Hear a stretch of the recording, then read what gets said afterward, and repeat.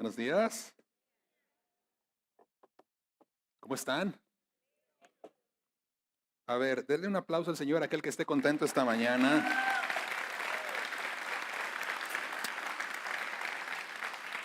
Qué gusto verle el día de hoy.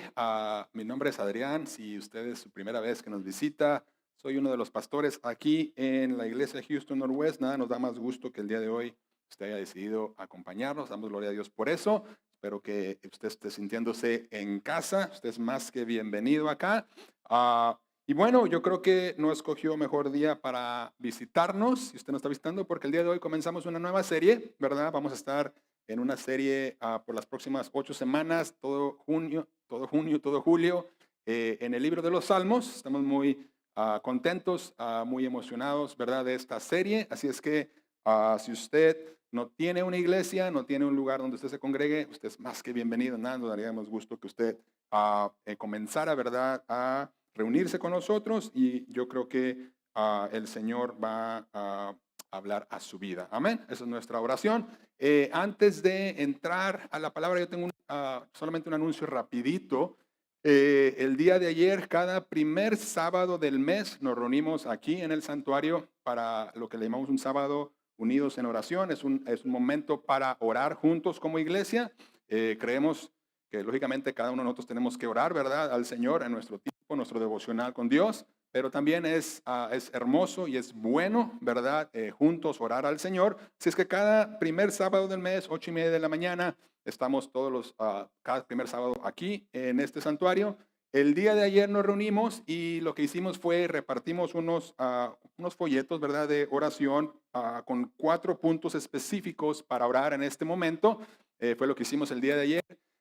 Y entonces creímos que era algo bueno también, es compartir con toda la congregación. Así es que si usted quisiera, al final del servicio, en el centro de información, allá en la esquina, va a haber más folletos de estos. Y la idea es, usted tome uno, si usted así lo desea, y ayúdenos y apóyenos en oración este mes por estas peticiones o necesidades específicas. Amén. ¿Está conmigo acá? Para darle una idea, esto habla de la gente que trabajamos y servimos en la iglesia. Estamos orando por el equipo de búsqueda pastoral para nuestro pastor principal, ¿verdad? Por el pastor que el Señor tiene para nosotros, el pastor principal de nuestra iglesia, y también por unidad en el cuerpo de Cristo. Amén. Así es que el folleto cuenta con un salmo para cada punto por los que estamos orando. Así es que usted lléveselo y pues nada, nos daría más gusto que estar todos unidos en oración a través de este mes. Amén.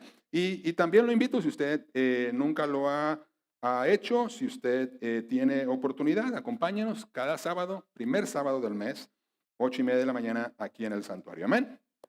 ¿Está conmigo acá? ¿Están despiertos? Sí. Muy bien. Entonces, el día de hoy, como le decía, comenzamos esta nueva serie, Mixtape, ¿verdad? Es un verano en los Salmos. Y esta semana leía algunos comentarios bíblicos acerca de este libro de los Salmos. Y hay unos comentarios que me gustaron mucho, algunas frases por ahí. Una que me llamó mucho la atención es de un teólogo alemán llamado Dietrich Bonhoeffer. Él escribió lo que sigue. Él dice: cuando la iglesia abandona los salmos, se pierde un tesoro incomparable. Pero cuando vuelve a ellos, le viene un poder inesperado. Yo creo que él tiene toda la razón. Porque los salmos, mi hermano, no solamente son canciones o poemas, ¿verdad?, antiguos, son algo mucho más profundo que eso. ¿Cuánto está conmigo acá? Leía un comentario bíblico y daba algunas razones. ¿Qué son los salmos? O ¿cómo puedo yo pensar acerca de ellos? Y algunas cosas que mencionaban ahí es, primero que nada, los salmos nos enseñan a hablarle a Dios o a hablar con Dios. Yo no sé si a usted le ha pasado, pero yo no sé si alguna vez usted se ha quedado sin palabras para hablar con Dios. A lo mejor usted no, nunca. Yo sí. Hay momentos en el que a lo mejor lo que le quiero decir no se lo quiero decir en voz alta. ¿Le ha pasado? Estoy enojado, estoy frustrado, estoy triste, estoy decepcionado. A veces estoy decepcionado de Él, se lo he dicho. Y yo sé que eso en el fondo es una mentira, pero Yo creo que es más mentira acercarse al Señor fingiendo que no estoy decepcionado de Él cuando en realidad lo estoy, porque Él ha tomado decisiones que a lo mejor yo no estaba de acuerdo. A lo mejor a usted nunca le ha pasado, a mí sí me ha pasado. El teólogo Gary Miller dice, los salmos nos dan la enseñanza más detallada de cómo el pueblo de Dios puede, debe y tiene que clamar a Él. Los salmos nos enseñan a hablar con Dios. Nos dan las palabras adecuadas para hablar con el Señor. Pero no nada más hacen eso, van mucho más allá. Otra cosa que los salmos hacen es que nos transforman, o el Señor a través de los salmos de su palabra nos transforma por dentro. ¿Por qué? Porque no solamente nos enseñan a expresar lo que sentimos, sino que en el proceso de leer la palabra, a través de los salmos, el Señor, a través de su Espíritu Santo, transforma aún lo que sentimos. ¿Le ha pasado eso? El Señor a través de su palabra comienza a cambiar lo que amamos, lo que aborrecemos, de tal manera que ahora se alinean nuestros sentimientos y nuestros pensamientos a la voluntad de Dios. Pero ahí no queda la cosa, porque hay más todavía. Algo que me llamó mucho la atención y que creo que es completamente verdad es que los salmos encapsulan el mensaje de toda la Biblia. Juan Calvino resumió de esta manera, dice, no falta nada en los salmos que tenga que ver con el conocimiento de la salvación eterna. Y en el centro de ese mensaje de salvación eterna está una persona y se llama Jesucristo. ¿Cuántos dicen amén a eso? Y como toda la Biblia, mi hermano, los salmos, el mensaje de los salmos es apuntar a la persona de Cristo. ¿Cuántos dicen amén a eso? Por eso la importancia de esta serie, por eso dedicar semanas a estudiar los salmos juntos y lo que vamos a hacer, como le decía, es durante 8 semanas vamos a estudiar este hermoso libro con una colección de canciones, de poemas, ¿verdad? Escritos para cada momento de nuestra vida, momentos de alegría, de tristeza, de duda, de alabanza, de clamor. Y pensé, qué mejor manera de comenzar esta serie que donde el libro de los Salmos comienza, ¿no le parece? En el Salmo número 1. El Salmo 1, yo le voy a invitar, si usted tiene su Biblia por ahí, vaya y busque el libro de los Salmos y vamos a estar el día de hoy estudiando un poco acerca de este Salmo, Salmo 1. Son 6 versículos nada más, pero creo que es un salmo poderoso y hermoso. Es un portal, ¿verdad?, de entrada a este libro. El salmista escribe de esta manera y el Salmo 1 dice, bienaventurado el varón que no anduvo en consejo de malos, ni estuvo en camino de pecadores, ni en silla de escarnecedores se ha sentado, sino que en la ley de Jehová está su delicia y en su ley medita de día y de noche. Será como árbol plantado junto a corrientes de aguas, que da su fruto a su tiempo y su hoja no cae, y todo lo que hace prosperará. No así los malos, que son como el tamo que arrebata el viento. Por tanto, no se levantarán los malos en el juicio, ni los pecadores en la congregación de los justos. Porque Jehová conoce el camino de los justos, mas la senda de los malos perecerá. Esa es palabra de Dios, amén. Me ayuda cerrando sus ojos y poniendo el tiempo en las manos del Señor. Señor, te damos gracias por tu palabra, que es viva, que es eficaz. Señor, que transforma, que confronta, que exhorta, que anima, Señor, y que salva. Esta mañana, Señor, es mi oración que mientras nosotros caminamos, Señor, y estudiamos, meditamos en este salmo juntos, tu Espíritu Santo pueda hacer lo que solamente tú puedes hacer, Señor, que es mostrarnos la realidad de nuestro corazón, apuntar toda nuestra mirada, toda nuestra voluntad, todas nuestras emociones, pensamientos y sentimientos hacia la persona de Cristo. Es mi oración, Señor, muy específicamente, que si el día de hoy aquí hay personas que aún no te conocen, es mi oración, Señor, que el día de hoy tu Espíritu Santo pueda ministrar esos corazones, pueda abrir esos oídos espirituales, Señor, y puedan escuchar tu voz, el mensaje del Evangelio, Señor, y que el día de hoy esas personas puedan llegar a conocerte a ti personalmente como su Señor y su Salvador. Te doy muchas gracias, Señor, y todo esto yo lo pido en el dulce y precioso nombre de Jesús. Amén y amén. Este salmo, cuando nosotros nos acercamos a él, nos vamos a dar cuenta que nos presenta dos personas, nos presenta dos formas de vivir y nos presenta dos destinos diferentes. Y desde un principio, lo que yo quiero invitarlo a usted a hacer mientras leemos este salmo juntos, versículo a versículo, lo que yo quisiera invitarlo a hacer es hacerse esta pregunta, porque es una pregunta que yo creo que el mismo salmo nos hace o nos invita a hacer. Y la pregunta es, ¿de quién está hablando este salmo? ¿Quién es realmente la persona bienaventurada de la que habla el salmo número 1? Y la pregunta más importante, yo creo que tenemos que hacernos es, ¿puedo ser yo esa persona de la que el salmo número 1 habla? ¿Está conmigo acá? Y lo que yo quiero compartirle esta mañana es mi oración, que conforme vamos caminando este salmo, paso a paso, usted y yo nos vamos a dar cuenta de cuál es la respuesta. Amén. Lo primero, mire, lo primero que el salmo hace, nos muestra dos caminos, nos muestra cómo viven estas dos personas o dos personalidades. No, Salmo número 1, versículo 1 dice, bienaventurado el varón que no anduvo en consejo de malos, ni estuvo en camino de pecadores, ni en silla de escarnecedores se ha sentado. Lo primero que tenemos que entender acá es, bueno, aquí está hablando de que alguien, el que camina de esta manera, es bienaventurado. ¿Qué significa eso? Significa más que ser feliz. Significa alguien que disfruta del favor de Dios. Alguien lo puso así, alguien que está viviendo la mejor vida que pudiera existir. Esa es una persona bienaventurada. Ahora, lo interesante del Salmo es que el Salmo nos dice, o lo que nos dice de esta persona bienaventurada o que vive el favor de Dios, no es lo que hace, sino lo que no hace. ¿Se fijó? O sea, en vez de decirnos, mira, la persona bienaventurada, bienaventurado es el que hace esto y el que hace esto y el que hace el otro. No. Lo que hace es, nos dice todo lo contrario. El bienaventurado, el que goza del favor de Dios, el que vive la mejor vida que pudiera vivir, no hace esto. ¿No le parece interesante eso? Yo creo que el salmista sabía la condición humana, sabía nuestra tendencia. Él sabía, mi hermano, que nuestra tendencia natural no es hacia el bien, sino hacia el mal. Él sabía que a un niño pequeño no le tienes que enseñar a hacer mal o a mentir, ¿verdad que no?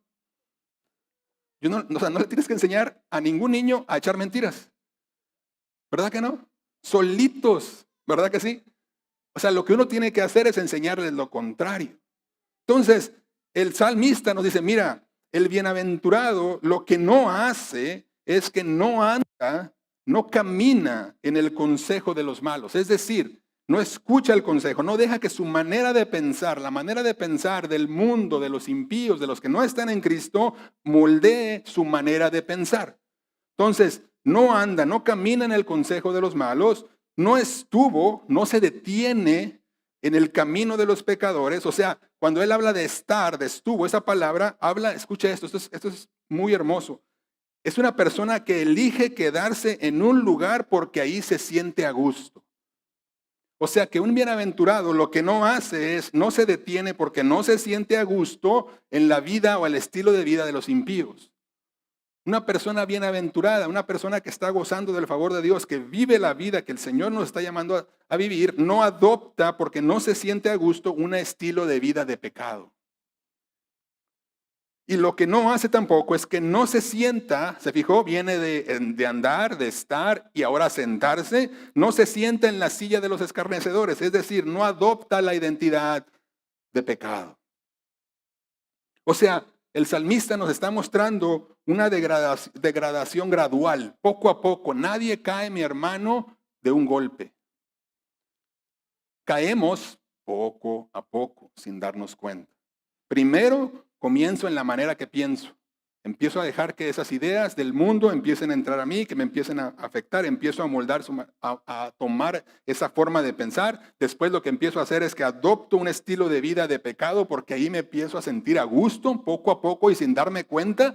Ya no me incomoda el pecado hasta el punto donde finalmente me convierto en una persona donde ya no se puede ver ninguna diferencia con el mundo que me rodea.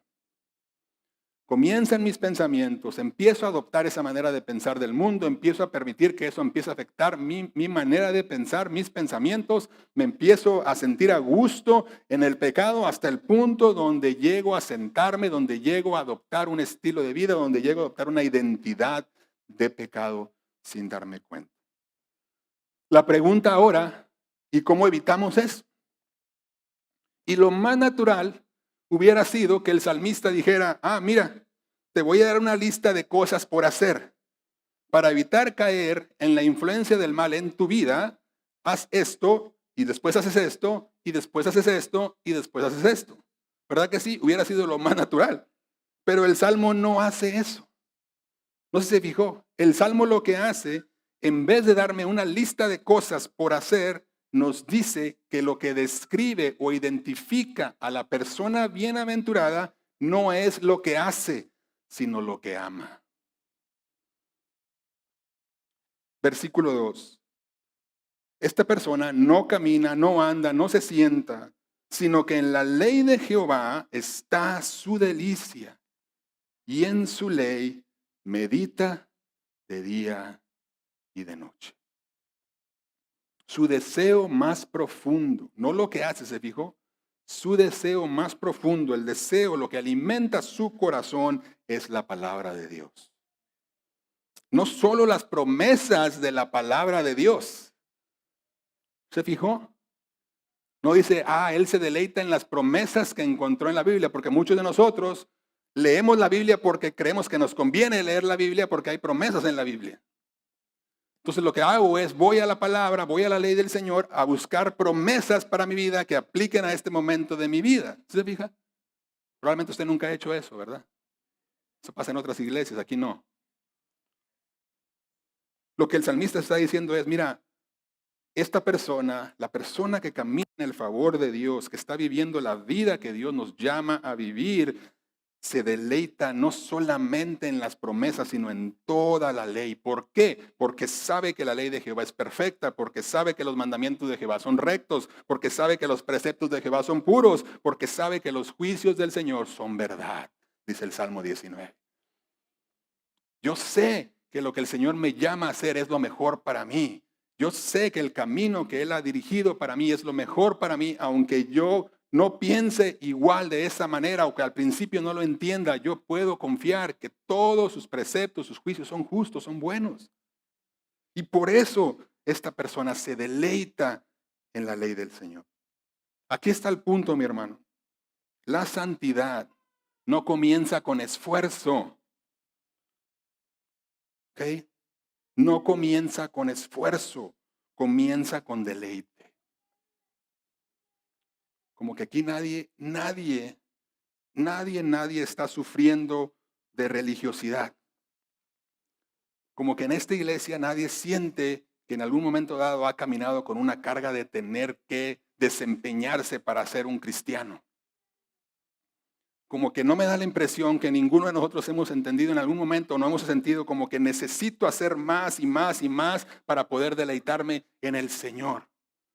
Lo que está diciendo el salmista es, no comienza ahí. Para que tú te puedas caminar en santidad, en el favor de Dios y llegar a ser una persona bienaventurada, lo que necesitas es enfocarte simple y sencillamente en deleitarte, en amar al Señor, en buscar, entregarte con todo el corazón. Deleitarse en la ley de Dios habla de una perfecta unión entre la voluntad de la persona y la voluntad de Dios. O sea, habla de perfecta santidad.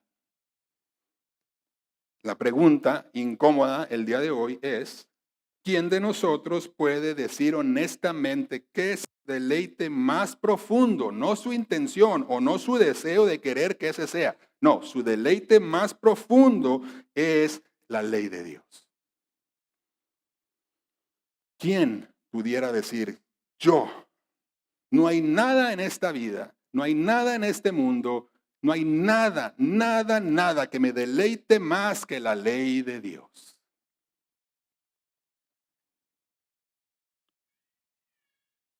Pero el Salmo no se detiene ahí, porque sigue y continúa. Dice, no nada más déjame decirte cómo viven estas personas, déjame decirte cómo se ven la persona bienaventurada, el justo y el injusto, el impío. Versículos 3 y 4 nos muestra dos retratos acá. Versículos 3 y 4, será como árbol, esta persona, la bienaventurada, será como árbol plantado junto a corrientes de aguas, que da su fruto en su tiempo, su hoja no cae, y todo lo que hace prosperará. Ahora déjame mostrarte el otro retrato, dice el salmista. No así los malos, que son como el tamo, la paja que arrebata el viento. El contraste yo creo que no pudiera ser más claro, ¿verdad que no? Dice el salmista, mira, por un lado, el justo lo podemos comparar con un árbol. Y no cualquier árbol, es un árbol que está plantado, dice él, junto a corrientes de aguas. ¿Qué significa esto? Un árbol nos da imagen de una vida plena, llena de vitalidad, resistente. Nos habla de que es un árbol que tiene todo lo que necesita exactamente en donde está sembrado. Es un árbol cuyas raíces encuentran sustento sin importar las circunstancias a su alrededor. Y los resultados de una vida así son evidentes, dice el salmista. ¿Por qué? Porque da su fruto a su tiempo. ¿Qué significa eso? Significa que las virtudes, que el fruto del Espíritu Santo en la vida de esa persona aparecen en el momento preciso.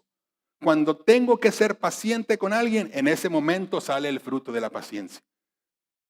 Cuando tengo que amar a alguien que es difícil, en ese momento empiezo a ver, aparece, ¿verdad? Se refleja la virtud del amor porque es fruto del Espíritu Santo. A tiempo, en el momento adecuado, en el momento necesario, cuando yo necesito ser bondadoso, aparece, se refleja el fruto del Espíritu Santo. No solamente eso, su hoja no cae, es un árbol siempre verde, siempre se ve frondoso, está constante, es estable, es hermoso en toda temporada. Y todo lo que hace prospera. Los propósitos que se propone en Cristo los logra. Por otro lado, dice el salmista, el impío, el malo, es todo lo contrario. No es un árbol la imagen que vamos a usar, dice el salmista, es tamo, es paja. No tiene raíz, no tiene peso, está seco. El viento se lo lleva. Es la imagen de alguien que vive arrastrado por sus propios deseos, por lo que el mundo le dicta. Aparenta libertad por fuera, pero en realidad la verdad es que no tiene dirección propia.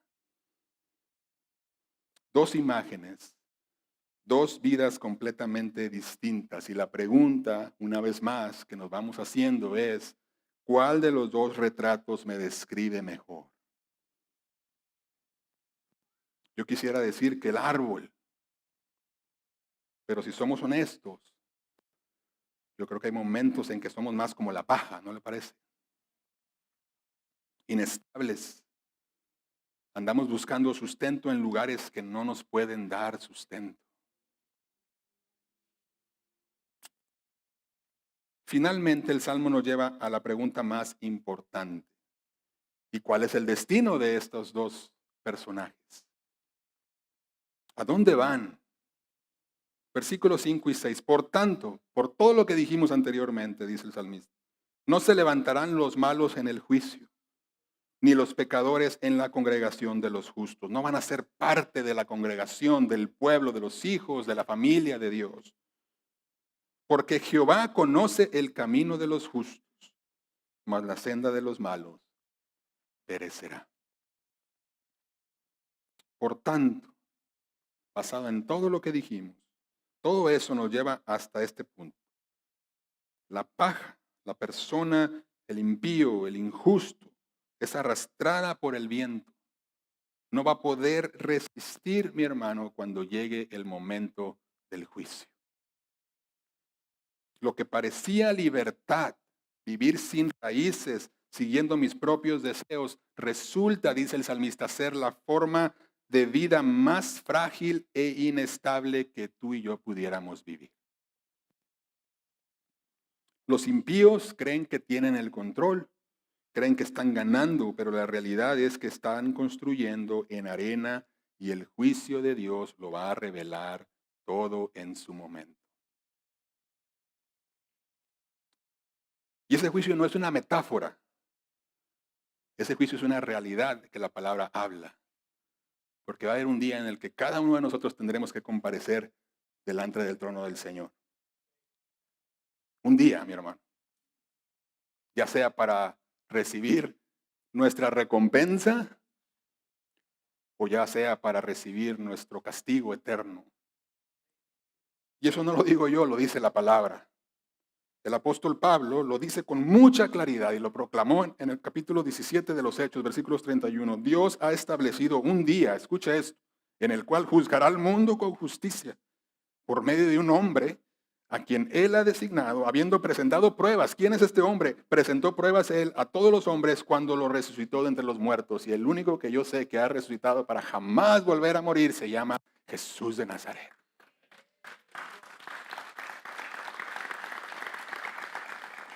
No es si va a suceder, es cuándo va a suceder. Todos, mi hermano, cada uno sin excepción, vamos a estar un día delante del Señor y vamos a tener que rendir cuentas delante de Él. Tú puedes presentarte delante del Señor en tus propios méritos. Tú puedes decidir, yo voy a presentarme y yo voy a defenderme solo, yo no necesito abogado. O tú puedes tomar la decisión de recibir a Cristo en tu corazón, aceptarlo a Él, recibir su justicia y que sea Él el que hable en ese momento. Yo no tengo nada que decir, Señor. Él sí. El que murió por mí, sí. ¿Qué voy a decir yo, mi hermano? ¿Qué vas a decir tú ese día? No hay nada. Nuestras obras son como un trapo sucio, dice la palabra. ¿Qué voy a presentar? ¿Cuál va a ser mi argumento? ¿Qué voy a decir en ese momento? ¿Con qué me voy a defender? La súplica, el llamado de la palabra es, no tienes que hacerlo solo, hay abogado en Cristo. Recibe a Cristo. No es por nada lo que tú has hecho, es por lo que Él hizo en la cruz. Es por su sangre bendita. El Señor nos declara justos. No porque sea justo, sino porque Cristo es justo. Pero fíjese el contraste en el versículo 6. Porque para los que estamos en Cristo, para el justo, el bienaventurado, dice, no dice simplemente que el camino de los justos va a ser prosperar o tendrá éxito, no. Dice el versículo 6, Jehová conoce el camino de los justos. Esto, mi hermano, es más personal, es más hermoso, es más poderoso. Porque lo que está diciendo el salmista aquí es, mira, el Señor conoce, no solamente es información. Esa palabra, el Señor conoce el camino de los justos, nos habla de relación. Lo que el salmista está diciendo es, el Señor, ese conocimiento viene de una intimidad profunda entre dos personas. Es decir, Dios no solamente sabe o conoce quiénes son los justos, quiénes están en Él, quiénes son parte de su familia. Eso va mucho más allá. Su conocimiento, el mismo Dios que nos salvó por su gracia es el mismo que nos guarda y camina personalmente con nosotros.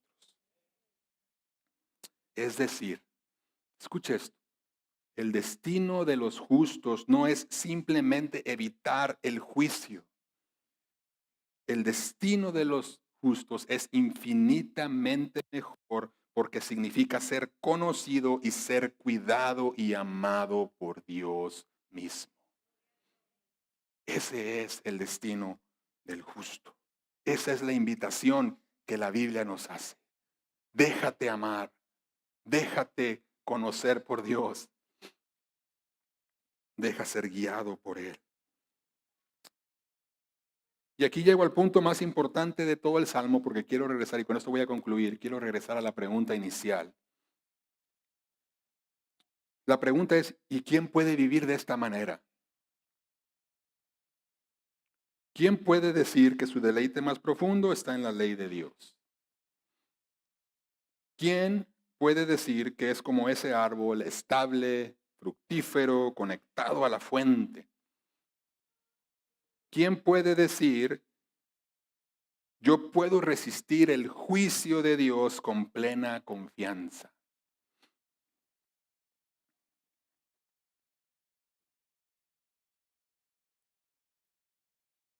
Solamente silencio, porque la respuesta es que nadie.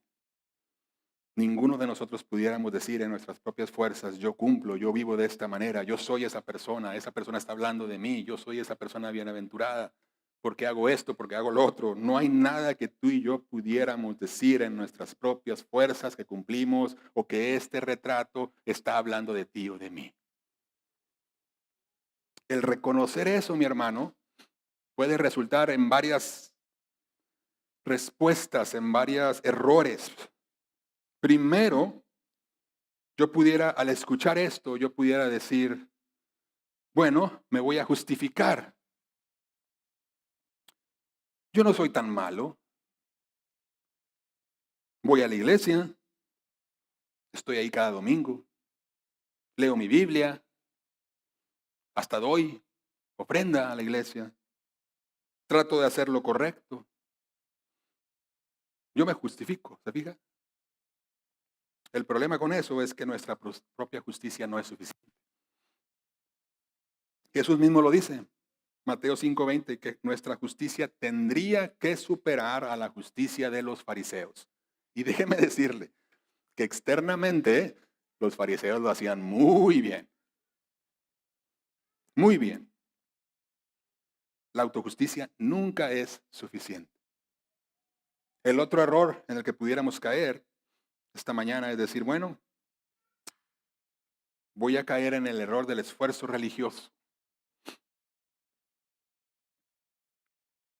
Voy a intentar más. Voy a disciplinarme más. Voy a intentar ser la persona del Salmo 1. El problema, mi hermano, lo más triste es que ya lo hemos intentado. ¿Verdad que sí? Cada uno de nosotros, en algún momento dado, lo hemos intentado. Hemos intentado lo mejor, hemos dado lo mejor. Quizá aún lo estamos haciendo. Y la realidad es que fallamos. Y lo más triste de todo es que si lo vuelves a intentar, vas a volver a fallar.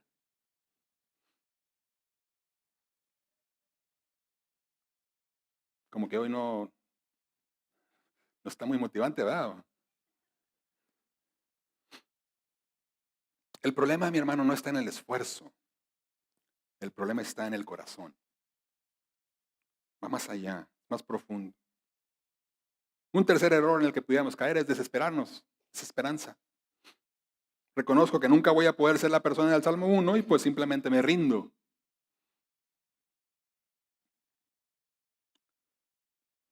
Los tres errores tienen algo en común. Esos tres errores lo que hacen es que nos dejan a nosotros, a mí, a ti, como el centro de la historia. El punto, mi hermano, y lo más hermoso de este salmo, no es que tú y yo seamos el centro de este salmo. Lo más hermoso, escucha esto, hay algo fascinante. Hay dos palabras en este salmo, la palabra bienaventurado y la palabra deleite. Esas dos palabras que aparecen juntas en este salmo, aparecen juntas en otro salmo, en el Salmo 40. Salmo 40, versículos 4 y versículo 8, aparecen las mismas dos palabras juntas otra vez. Ahí dice, bienaventurado el hombre que puso en Jehová su confianza y no mira a los soberbios ni a los que se desvían tras la mentira. Más adelante el mismo Salmo dice, el hacer tu voluntad, Dios mío, me ha agradado. Ahí me deleito yo. ¿Qué tiene que ver esto? ¿Por qué ir al Salmo 40? ¿Qué tiene que ver con el Salmo 1? Lo que tiene que ver es que el libro de Hebreos, en el capítulo 10, versículos 5 y 7, citan a ese salmo, el Salmo 40, y lo aplican directamente a la persona de Cristo. O sea, que cuando yo entiendo eso, yo puedo entender que el Salmo 1 está hablando de la persona de Jesús. Solamente Jesús puede decir sin ninguna reserva que su deleite más profundo está en la ley de Dios. Solamente Jesús, en Él, en su vida, se da una perfecta unión entre la voluntad humana y la voluntad divina. Solamente Jesús vivió como ese árbol plantado junto a las aguas, fructífero, estable, sin caer jamás. Solamente Jesús pudiera resistir el juicio de Dios, no solo sin temor, sino con plena confianza, como el Hijo amado del Padre. Jesús, mi hermano, es el bienaventurado de Salmo 1. Y aquí está lo más hermoso de todo esto. Porque esto es buena noticia para ti y para mí. Porque en Cristo, mi hermano, toda bendición, toda bienaventuranza es nuestra. Segunda de Pedro 1:3 dice que el Dios que nos ha dado a Jesús nos ha concedido todo cuanto concierne a la vida y a la piedad mediante el verdadero conocimiento de aquel que nos llamó por su gloria y excelencia. En Cristo, mi hermano, las bendiciones, todas esas bienaventuranzas, lo que es real de Él, es real de nosotros. Si la maldad solamente puede ser resistida cuando nuestro corazón se deleita en la ley de Dios, entonces tenemos un gran problema. Porque tú y yo no podemos cambiar nuestro corazón de tal manera que se deleite o que le guste deleitarse en la ley de Dios. No es algo que tú y yo podemos lograr. La buena noticia es que el problema tiene solución, simple y sencillamente que no viene de nosotros mismos. Porque en Cristo, mi hermano, para los que estamos en Cristo, el deleite de este salmo se vuelve nuestro. No por mi esfuerzo, sino como fruto del Espíritu Santo en mi vida. Él, el Espíritu Santo, genera en mi corazón el deseo de deleitarme en su palabra. Ese deleite me lleva a meditar en esa palabra y esa meditación alimenta una vez más mi deleite y esto se vuelve un ciclo hermoso que es la vida del cristiano. Entre más el Espíritu Santo me transforma, genera ese deseo de alimentarme de la palabra, yo voy a la palabra, me empiezo a meditar en ella, me empiezo a deleitar en ella y eso me lleva a buscar una y otra y otra y otra vez.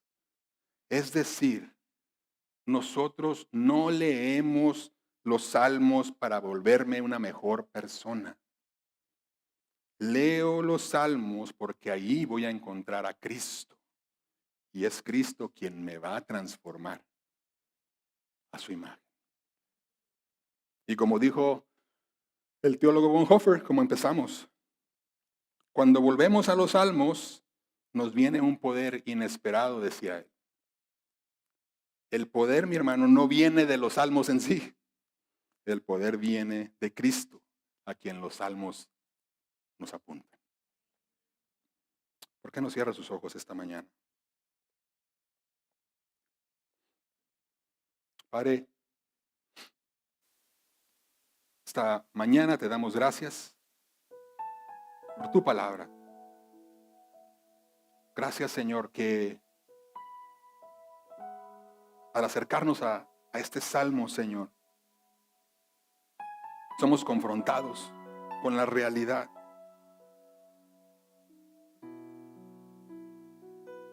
Nosotros, Señor, no podemos cumplir a la perfección. Si somos honestos, Señor, te amamos, pero no como tú te mereces ser amado. Si somos honestos, Señor, nos acercamos a tu palabra, pero muchas veces no nos es posible deleitarnos en ella. Si somos honestos, Señor, muchas veces vivimos como la paja que se lleva el viento. Estamos buscando, Señor, sustento, refugio en todo aquello que no nos puede dar lo que estamos buscando. Pero gracias sean a Dios que nos ha dado a Cristo Jesús. Gracias, Jesús, que tú no solamente eres nuestro ejemplo, Eres nuestro sustento. Eres el que nos fortalece. No solamente nos enseñas, nos ayudas. No solamente nos llamas, caminas con nosotros. Padre, es mi oración esta mañana, que cada uno de nosotros el día de hoy podamos entender que te necesitamos a ti. Que nuestro único enfoque, el enfoque principal de nuestro corazón sea deleitarnos en ti, simple y sencillamente. Que cada vez que nos acerquemos a tu palabra, cada vez que vayamos a ti en oración, cada vez, Señor, que hagamos lo que hagamos, que sirvamos, que ayunemos, lo hagamos con el único propósito, Señor, de conocerte más a ti, de experimentar tu gracia. Todo ojo cerrado, toda cabeza inclinada. Si tú estás aquí el día de hoy y tú nunca has entregado tu vida a Cristo como tu Señor y tu Salvador, quisiera hacerte la invitación el día de hoy. Si tú estás sintiendo en tu corazón la necesidad de arrepentirte, de confesar tus pecados, yo te digo, ese no eres tú, ese es el Señor obrando en tu corazón, es el Espíritu Santo obrando en tu corazón. La invitación es a que rindas tu vida a Cristo. Ahí donde tú estás, dile al Señor, perdóname. Perdona mis pecados, Señor. Yo acepto y confieso que no hay nada que yo pueda hacer en mis propias fuerzas para cumplir, para vivir como esta persona reflejada en este salmo. Pero el día de hoy yo creo que tú estás aquí, Jesús, que tú vives, que tú moriste en esa cruz, pero te levantaste de los muertos y ahora vives y reinas para siempre. Y el día de hoy yo te quisiera invitar a mi corazón, que tú reines, que tú seas el Señor de mi vida, que seas el Salvador de mi alma. Recibo tu perdón. Dale gracias al Señor. Padre, te doy muchas gracias. Es mi oración que el día de hoy tu palabra pueda llegar hasta lo más profundo de cada uno de nuestros corazones, Señor. Que tu Espíritu Santo use esta palabra para ministrar nuestra vida. De tal manera, Señor, que poco a poco cada uno de nosotros, Señor, vayamos reflejando cada día más a este varón bienaventurado. Te damos gracias, Señor. Todo esto yo lo pido en el dulce nombre de Jesús. Amén y amén. Si tú